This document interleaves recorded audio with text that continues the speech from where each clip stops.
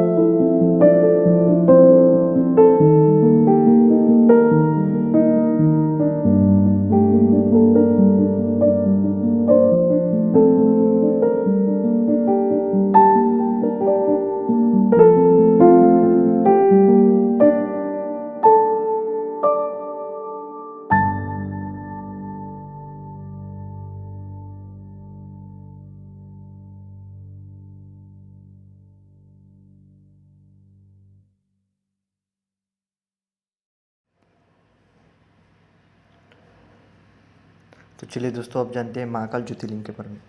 महाकालेश्वर ज्योतिर्लिंग शिव को समर्पित एक हिंदू मंदिर है और वह 12 ज्योतिर्लिंगों में से एक है। शिव तीर्थ, जिन्हें शिव का सबसे पवित्र निवास कहा जाता है, यह भारत के मध्य प्रदेश राज्य के प्राचीन शहर उज्जैन में स्थित है। मंदिर पवित्र शिप्रा नदी के किनारे स्थित है। लिंगम के स्वरूप में पीठासीन देवता शिव को स्वयंभू माना जाता है, जो अन्य छवियों और लिंगों के मुकाबले शक्ति की धाराओं को प्राप्त करते हैं, जिन्हें मंत्र शक्ति के साथ स्थापित और निर्वेशित किया जाता है। ज्योतिर्लिंग के बारे में शिव पुराण के अनुसार ब्रह्मा और विष्णु के बीच एक बार इस बात पर बहस हो गई थी कि सृष्टि में सर्वोच्च कौन है। उनकी परीक्षा लेने के लिए शिव ने प्रकाश के एक अंतहीन स्तंभ ज्योतिर्लिंग के रूप में तीनों लोगों को छेद दिया। प्रकाश के अंत का पता लगाने के लिए विष्णु और ब्रह्मा क्रमश स्तंभ के साथ नीचे और ऊपर की ओर यात्रा करने का निर्माण लेते हैं। ब्रह्मा ने झूठ बोला कि उन्हें अंत मिल गया है, जबकि विष्णु ने अपनी हार मान ली। शिव प्रकाश के दूसरे स्तंभ के रूप में प्रकट हुए और उन्होंने ब्रह्मा को श्राप दिया कि उनका समारोह में कोई स्थान नहीं होगा, जबकि विष्णु की अनंत काल तक पूजा की जाएगी। ज्योतिर्लिंग सर्वोच्च अंशहीन वास्तविकता है, जिनमें से शिव आंशिक रूप के प्रकट होते हैं। ज्योतिर्लिंग तीर्थस्थल इस प्रकार वे स्थान हैं जहाँ शिव प्रकाश के एक उग्र स्तंभ के रूप में प्रकट हुए। शिव के 64 रूप हैं, जिन्हें ज्योतिर्लिंगों से भ्रमित नहीं किया जाना चाहिए।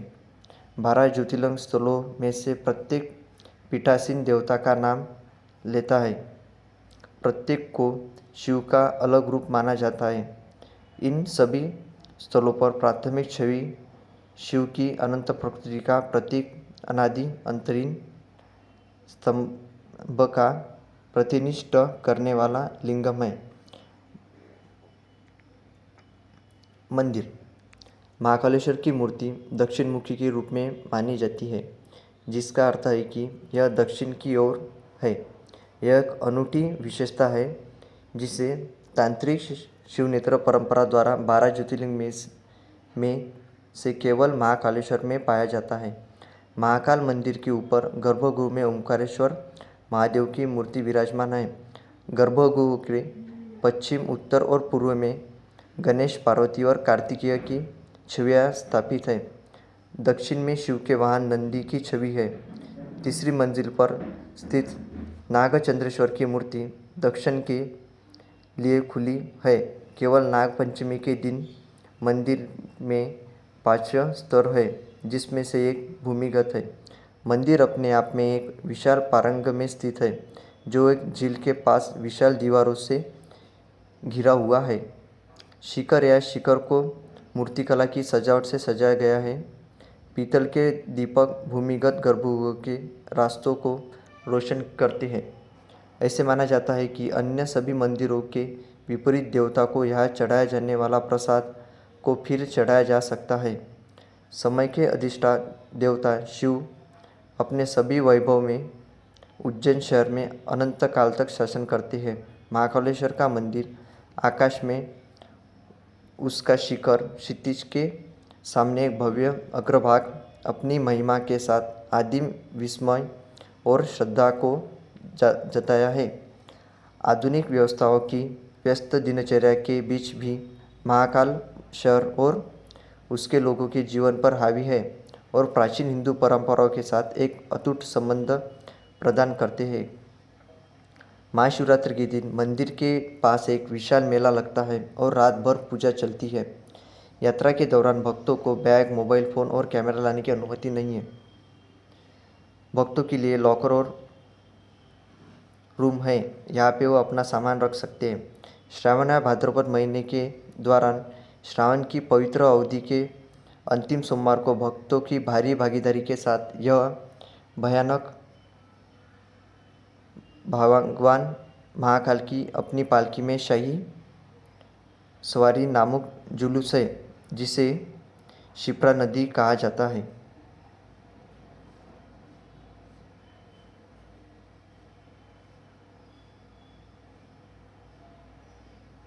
शक्तिपीठ वे मंदिर है जिनके बारे में माना जाता है कि सती देवी की लाश के शरीर के अंगों के गिरने के कारण शक्ति की उपलब्धि के साथ स्थापित किया गया था। जब विष्णु ने इसे लाया था, 51 शक्तिपीठों में से प्रत्येक में शक्ति और काल भैरव के मंदिर है।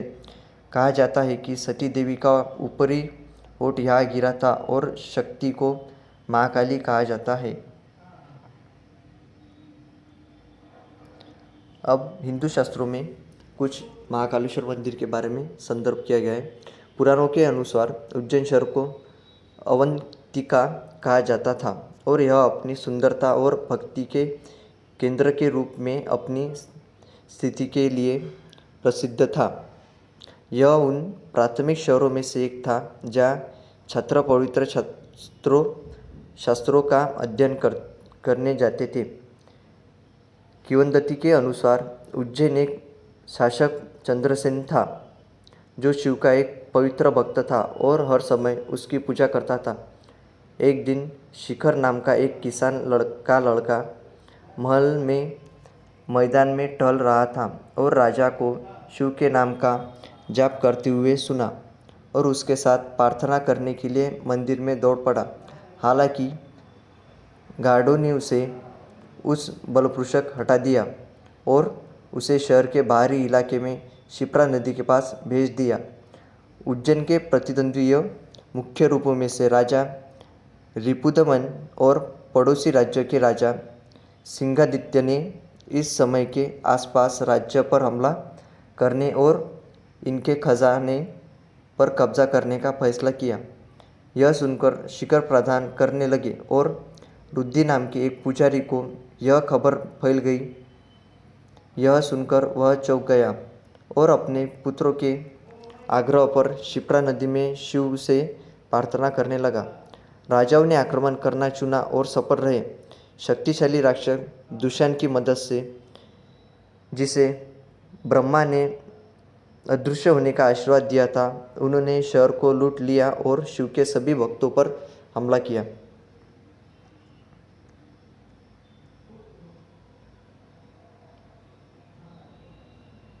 अपने असहाय भक्तों की विनती सुनकर शिव अपने महाकाल रूप में प्रकट हुए और राजा चंद्रसेन के शत्रुओं का नाश किया।